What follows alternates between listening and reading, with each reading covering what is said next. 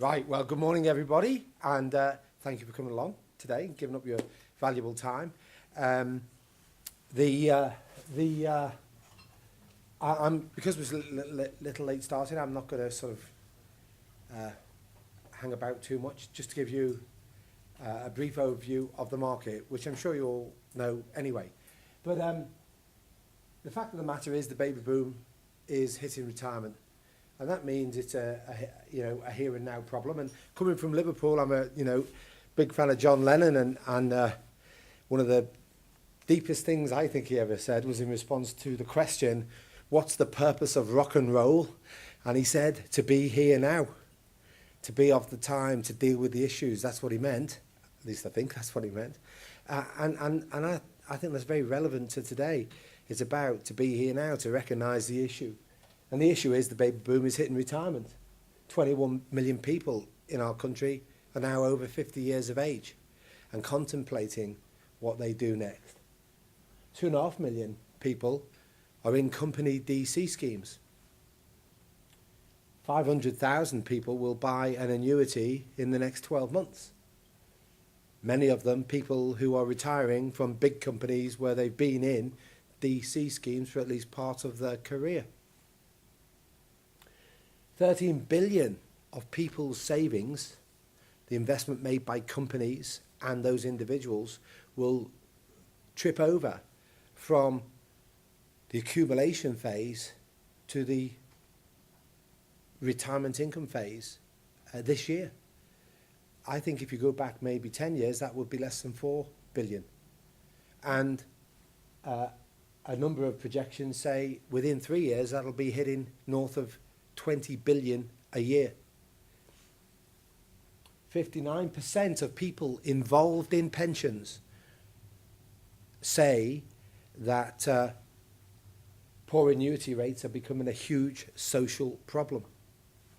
And 85% of people faced with the choice of what to do for retirement income say they need help and guidance of one form or another. So, it is a huge issue. Now, on a personal level, I've been involved in regulation since 1994, first of all with IMRO, and more latterly for 9 years with FSA on the Enforcement Committee. And in that role, I was involved in the prosecution of some of the headline mis-selling scandals, such as pensions mis-selling, endowment mis-selling, split capital investment trusts, precipice bonds, and at the start of PPI.